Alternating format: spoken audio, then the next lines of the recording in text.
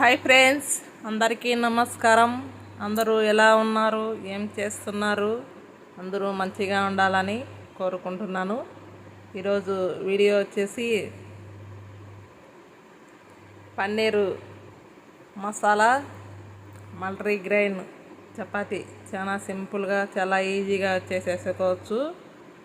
నా ఛానల్లో కింద వీడియోస్లో ఫుల్ వీడియో పెట్టాను, చూసి చేసుకొని తిని ఎలా ఉందో కామెంట్ బాక్స్లో కామెంట్ పెట్టండి. పన్నీర్ కూడా మనం తెచ్చుకున్నప్పుడు ఫ్రిడ్జ్లో పెట్టకాకండి, మామూలు ఫ్రిడ్జ్లోనే పెట్టుకొని కట్ చేసుకుంటే కనుక మనకు పొడి పొడిగా కాకుండా చాలా మంచిగా కట్ చేసుకోవచ్చు. పన్నీర్ కూడా చూడండి ఎంత మంచిగా సాఫ్ట్గా అనేది ఉండదు. ఫ్రిడ్జ్లో పెట్టడం వల్ల దానికి ఎక్కువ కూల్ అయ్యి గడ్డగట్టి మనం కట్ చేసేటప్పుడు పొడి పొడిగా అయిపోతుంది. నాకు తెలియక ఒకసారి ఫ్రిడ్జ్లో పెట్టాను. ఈ విధంగా కట్ చేసుకునేటప్పుడు పొడి పొడిగా అనేది అయిపోయింది. మీరు కూడా ఈ విధంగా చేయకండి.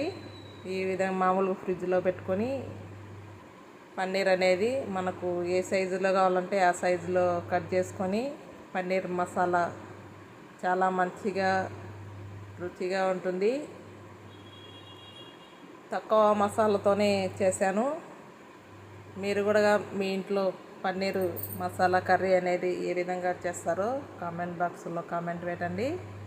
వేడివేడి అన్నంలోకి కానీ, చపాతీలోకి కానీ, రొట్టెలోకి కానీ చాలా మంచిగా ఉంటుంది.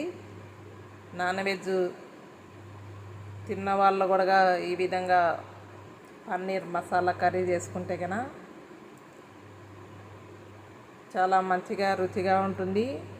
ఒకసారి చేసుకొని తింటే కనుక మళ్ళీ మళ్ళీ తినాలనిపిస్తుంది. మీరు కూడా ఈ విధంగా ఒకసారి చేసుకొని తిని ఎలా ఉందో కామెంట్ బాక్స్లో కామెంట్ పెట్టండి. నా వీడియో నచ్చితే కనుక లైక్ కొట్టండి, సబ్స్క్రైబ్ చేసుకోండి.